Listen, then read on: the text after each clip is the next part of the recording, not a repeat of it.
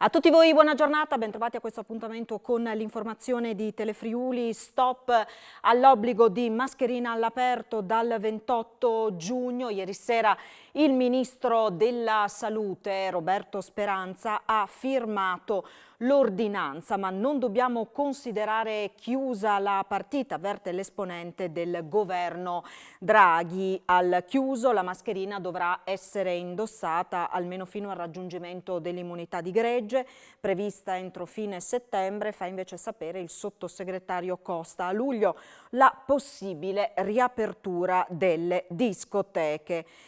Ieri in Friuli Venezia Giulia non sono state registrate vittime con Covid. Per la prima volta dal 29 agosto del 2020 non ci sono state persone contagiate ricoverate in terapia intensiva. E intanto in mattinata sono stati resi noti i risultati dello studio compiuto su 96 campioni raccolti in Friuli Venezia Giulia. Quella inglese Alfa è la variante predominante presente in Friuli Venezia Giulia, seguita da quella indiana o Delta, mentre a lunga distanza risulta esserci la brasiliana, detta anche Gamma. Lo fa sapere il vicepresidente della regione Riccardo Riccardi, commentando l'esito del sequenziamento che è stato compiuto dai laboratori del Friuli Venezia Giulia su un campione appunto di 96 casi. Di questi 96, in 50 è stata rilevata la presenza della variante Alfa,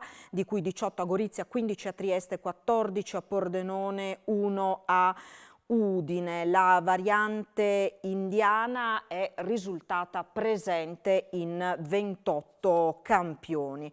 La regione, fa sapere il vicegovernatore, è impegnata in un'operazione di monitoraggio attento, puntuale e costante della presenza delle varianti in Friuli Venezia Giulia.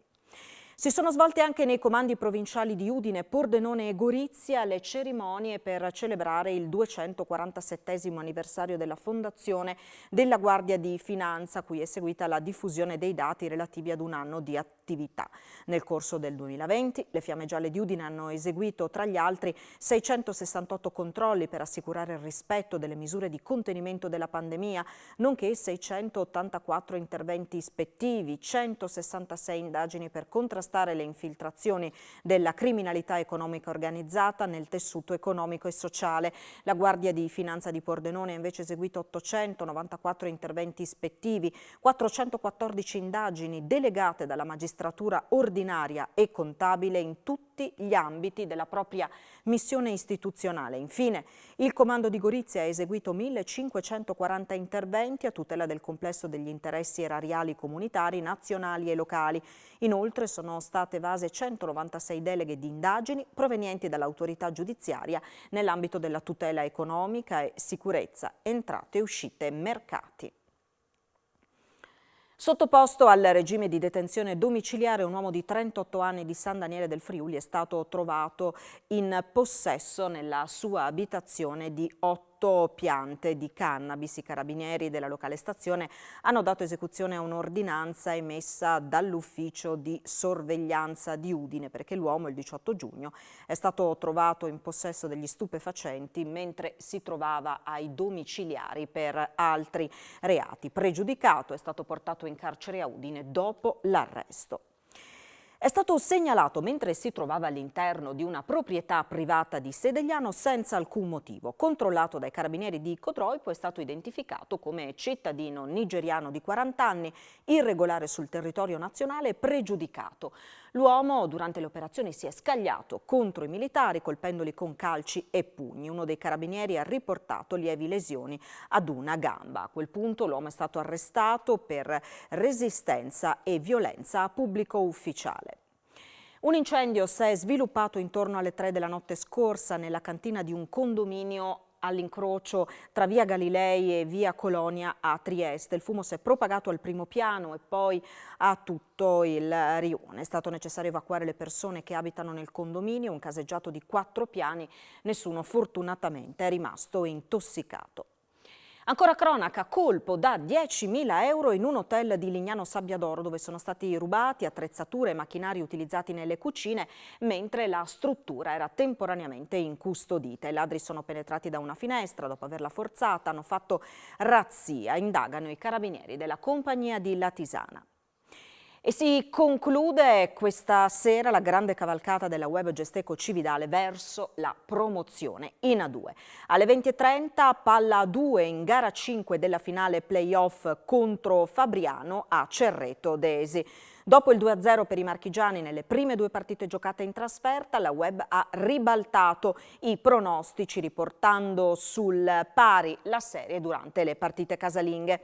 Un risultato storico per la squadra di Michalic che un anno fa, proprio in questi giorni, annunciava la nascita del nuovo progetto cestistico cividalese che stasera potrebbe festeggiare una promozione in A2.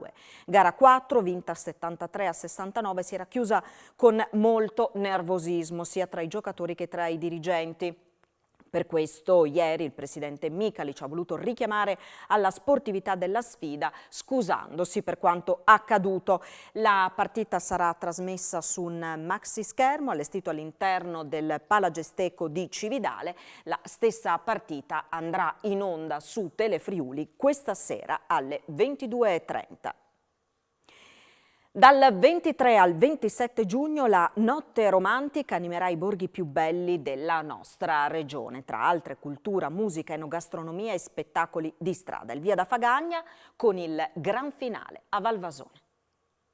La Notte Romantica ritorna ad accendere i 13 borghi più belli d'Italia del Friuli Venezia Giulia. Il clou degli appuntamenti è previsto per sabato 26 giugno con un'anteprima a Fagagna il 23 e il gran finale il 27 a Valvasone con lo spettacolo Din Don Dante targato Papu. Una grande opportunità di scoprire la bellezza dei borghi del nostro territorio, della nostra regione e allo stesso tempo appassionarsi alle vicende artistiche. Ecco, allora ritornano nelle piazze gli artisti, i musicisti, i cabarettisti, coloro che vivono grazie alla cultura e che noi dobbiamo sostenere. Gli eventi sono previsti anche a Poffabro, Sesto Arregna, Clauiano, Cordovado, Venzone, Sappada, Polcenigo, Gradisca di Sonzo, Strassoldo, Palmanova e Toppo. Un festival verticale distribuito non nel tempo ma negli spazi che coinvolgerà un territorio amplissimo con proposte diversificate di musica, di teatro, di esposizioni d'arte, enogastronomiche. Un cartellone svelato oggi in videoconferenza alla presenza del presidente nazionale Fiorello Primi e sostenuto con forza dalla Regione, come ha rimarcato nel suo intervento l'assessore Tiziana Gibelli. Abbiamo tutti gli ingredienti perché questa iniziativa dei borghi più belli d'Italia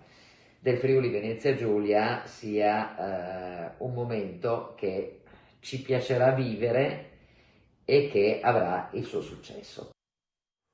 Il 24 luglio ritorna a Udine la Bike Night, la pedalata che dopo aver attraversato le vie del centro arriverà attraverso l'Alpe Adria alla stazione di Ugovizza. La partenza è per mezzanotte.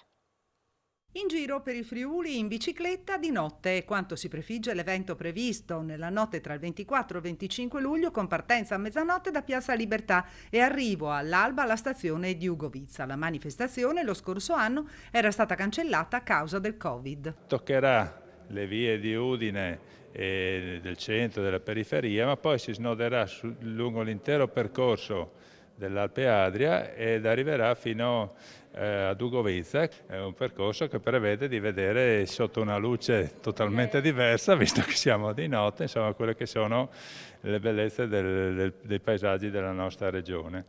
Poi proseguono anche altre iniziative che riguardano sempre Udine sotto le stelle. In particolare riguarda via Vittorio Veneto, dove verrà nella domenica dell'11 luglio e nella domenica dell'8 di agosto realizzata una manifestazione, anche qua una riedizione, che si chiamerà Vecchi Ricordi, dove ci saranno delle esposizioni lungo la via di quelle che sono le migliori rappresentazioni dell'artigianato artistico della nostra regione.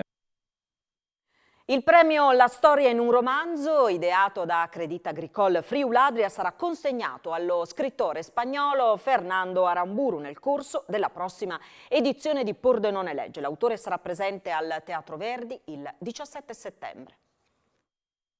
Va allo scrittore spagnolo Fernando Aramburu il premio Crédit Agricole Friuladria La storia in un romanzo 2021, riconoscimento nato dalla collaborazione tra Fondazione Pordenone Legge e il premio giornalistico internazionale Marco Lucchetta su impulso della Banca Pordenonese. Il conferimento riconosce nelle motivazioni la magistrale capacità dell'autore di raccontare, grazie a un'alta concezione della letteratura, le ferite ancora aperte di una società segnata da contrapposizioni violente e terroristiche che hanno lacerato le intime fibre di famiglie, affetti, amori e amicizie. Aramburu, nato a San Sebastian nel 1959, ha studiato filologia ispanica all'Università di Saragozza. Suoi i romanzi Patria, vincitore del premio Strega Europeo, Anni Lenti, Dopo le fiamme, Mariluz e le sue strane avventure e Il rumore di quest'epoca, tutti pubblicati da Guanda. Lo scrittore riceverà il premio, giunto alla 14ª edizione, venerdì 17 settembre alle 18 al Teatro Verdi di Pordenone. Seguirà l'incontro dell'autore con il pubblico di Pordenone Legge. La consegna del premio a un gigante della letteratura come lo spagnolo Fernando Aramburu, dichiara Chiara Mio, presidente di Crédit Agricole Friuladria, impreziosisce ulteriormente un albo d'oro che continua a puntare sull'eccellenza e consente ai cittadini del Friuli Venezia Giulia e del Nord-Est di confrontarsi con autori di respiro internazionale. Ci fermiamo qui, tra pochissimo l'appuntamento in diretta con A voi la linea. Arrivederci.